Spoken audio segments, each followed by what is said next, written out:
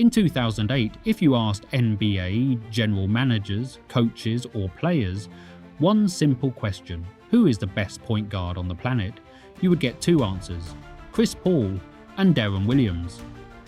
It wasn't a courtesy mention, it wasn't a hot take, it was a genuine coin flip debate. Two guys drafted back-to-back in 2005, locked in one of the greatest rivalries the position had ever seen. Chris Paul went on to play nearly 2 decades of elite basketball. He made 11 All-Star teams. He led teams to conference finals. He became the point god. This is the story of the man who was supposed to be better than Chris Paul, the man who forced a Hall of Fame coach into retirement, the man whose body and spirit broke under the bright lights of Brooklyn. This is the fall of Deron Williams.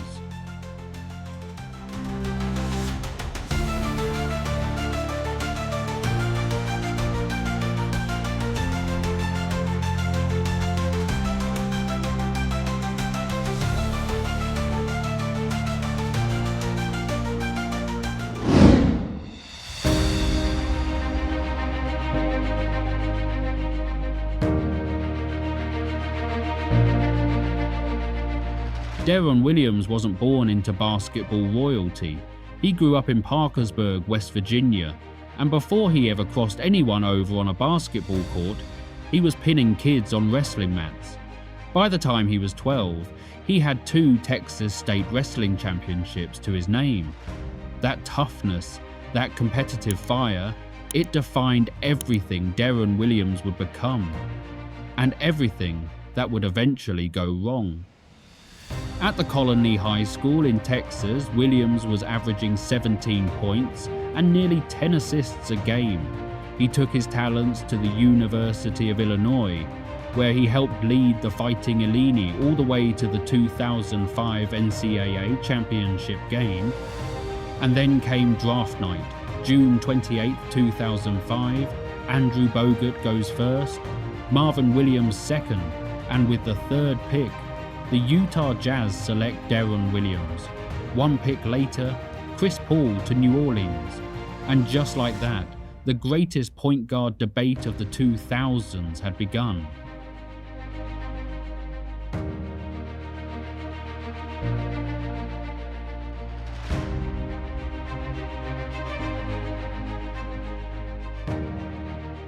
Utah wasn't a glamorous destination, no bright lights, no big market buzz, but the Jazz had something most teams didn't. Jerry Sloan. Sloan was old school in every sense of the word. He'd coached the Jazz for over 2 decades. He'd built the system that turned Stockton and Malone into legends, and he wasn't about to hand the keys to some rookie just because he was a top 3 pick. Williams came in expecting to start from day one, the same way Chris Paul walked into New Orleans and owned the team immediately. But Sloan had other ideas. He benched Williams. He pulled him for the smallest mistakes. He tested him constantly. Years later, Williams admitted he took it personally. He held a grudge. He described himself as a little prima donna who would poke the bear just to see Sloan's reactions. But here's the thing, the method worked. By his 2nd season, Williams was a different player. He finished his rookie year averaging nearly 11 points and 4.5 assists, made the all-rookie first team, and was the only player besides Chris Paul to receive a first-place Rookie of the Year vote.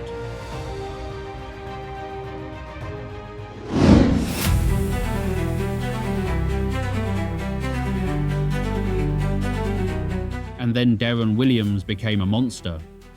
In the 2006 to 2007 season, he and Carlos Boozer formed one of the most devastating pick-and-roll duos in the entire league. Williams led the Jazz all the way to the Western Conference Finals, where they fell to Tim Duncan and the San Antonio Spurs. He was 22 years old, and he was just getting started. Over the next 3 seasons, Williams put up back-to-back years of averaging a double-double in points and assists. He made 2 All-NBA second teams. He won 2 Olympic gold medals with Team USA. He was named an All-Star, and everywhere you looked, ESPN, sports radio, barbershop debates, the question was the same: who's better, D. Will or CP3? And it was genuinely 50-50. Jerry Sloan himself said it best: they were happy with Williams, but they probably would have been happy either way. That's how close these two were. But beneath the surface, something was rotting. The grudge from the rookie year never went away, and Deron Williams was about to blow it all up.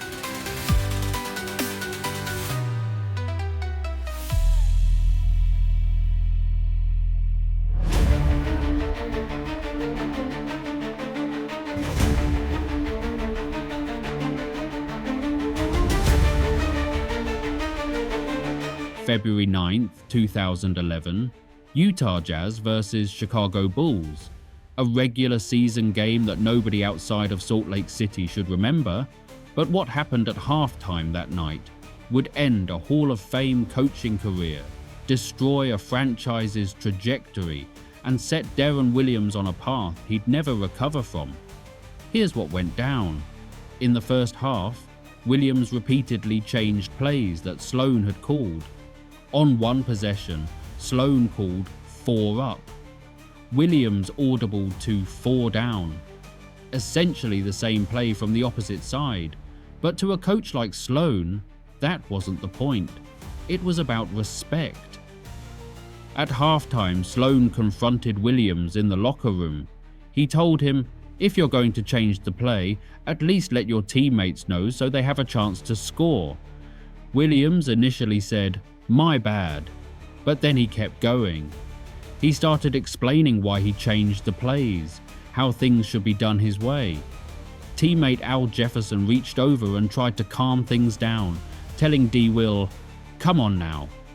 But Williams wouldn't stop, and Sloan, a man who had coached in the NBA for over 3 decades, looked at his star player and said 5 words that shook the entire franchise.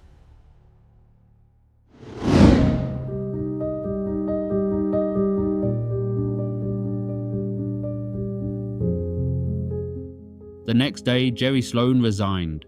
After 1,223 wins, after 23 seasons, after building one of the most iconic coaching legacies in NBA history, he walked away, and everyone knew why. According to reports, Sloan wanted to discipline Williams after the blow-up, but management refused to back him. For a man who'd spent his entire career demanding accountability, that was the final straw. If the front office wouldn't support him over his own player, then he had nothing left. 2 weeks later, on February 23rd, the Jazz traded Deron Williams to the New Jersey Nets for Devin Harris, Derek Favors, 2 first-round picks, and cash. The franchise chose neither Sloan nor Williams. They lost both. Utah wouldn't make the playoffs for 5 of the next 6 seasons. And Deron Williams, he carried a label that would follow him for the rest of his career: the coach killer.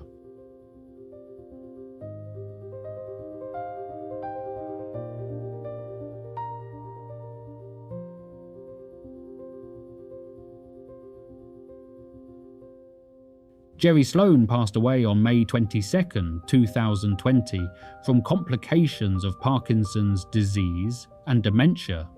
He was 78.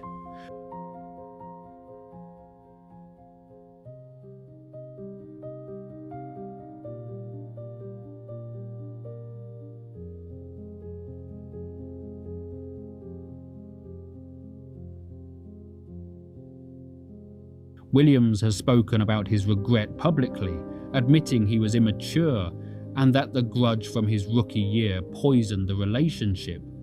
But by then, the damage was done, to both of them.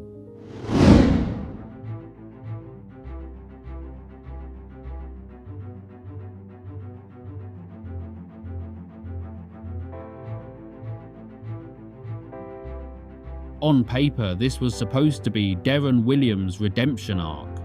The New Jersey Nets were moving to Brooklyn, a brand new arena, a brand new identity, and a franchise point guard to build around. The Nets signed Williams to a 5-year, nearly $100 million contract. They traded for Joe Johnson. They re-signed Brook Lopez.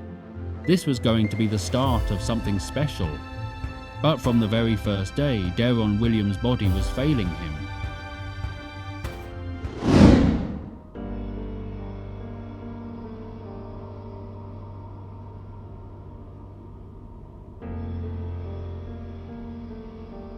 The injuries were relentless. Wrist problems ended his first partial season in New Jersey. Then it was the ankles, both of them. Bone spurs are causing inflammation, cortisone shots, platelet-rich plasma therapy. By February 2013, Williams had received at least 8 injections in his ankles in just 4 months. Williams himself described it. His ankles would swell up from simply walking, not running, not playing, walking. In the summer of 2014, he underwent surgery on both ankles, bone chip removal on the right, arthroscopic cleanup with spur removal on the left. He was 29 years old, and his body was already breaking down like a player at the end of his career.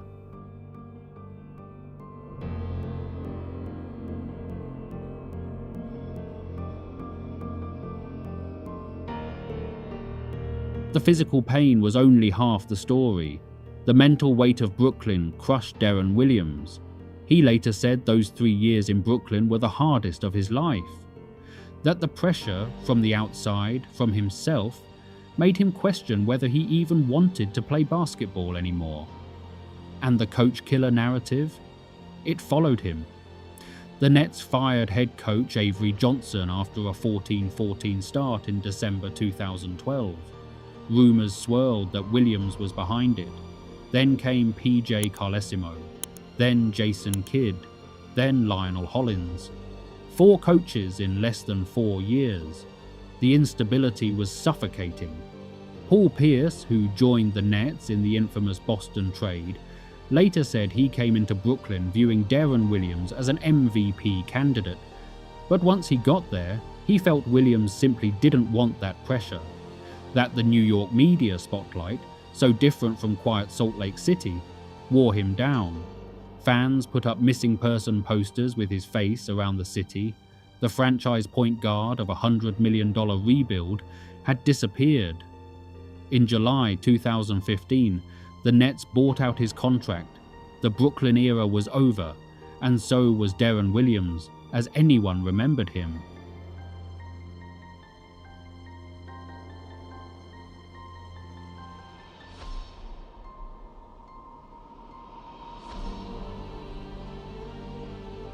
Williams found a brief second wind in Dallas, returning to his hometown and playing with lower expectations.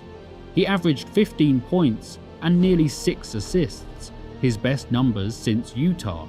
He described it as finding peace again, but it didn't last. In 2017, he signed with the Cleveland Cavaliers as a backup to Kyrie Irving, chasing the ring that had eluded his entire career. They made the finals. They faced the Golden State Warriors. And they lost. Deron Williams retired. No farewell tour, no press conference, no ceremony. Just gone. 12 seasons, 3 All-Star games, 2 Olympic golds, 0 championships, career averages of 16.3 points and 8.1 assists across 845 games. Life after basketball.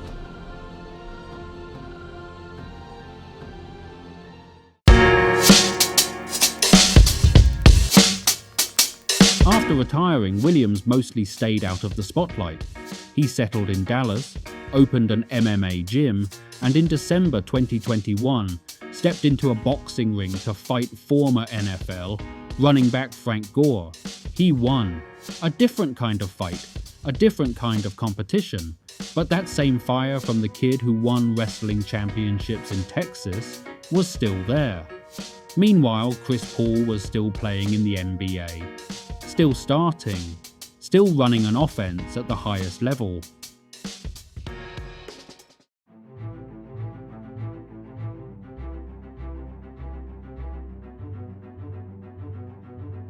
Deron Williams' story isn't just about injuries.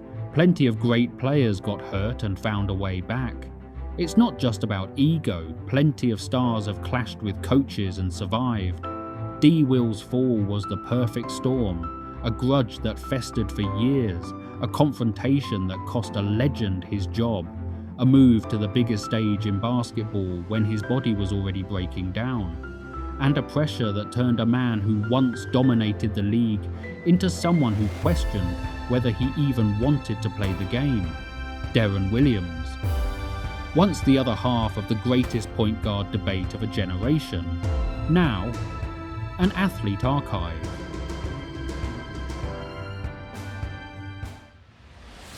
That's it for today's episode of Athletic Archives. If you love learning about the legends the world forgot, don't forget to hit like, subscribe and share this video with your friends. More hidden stories are coming soon. Stay tuned.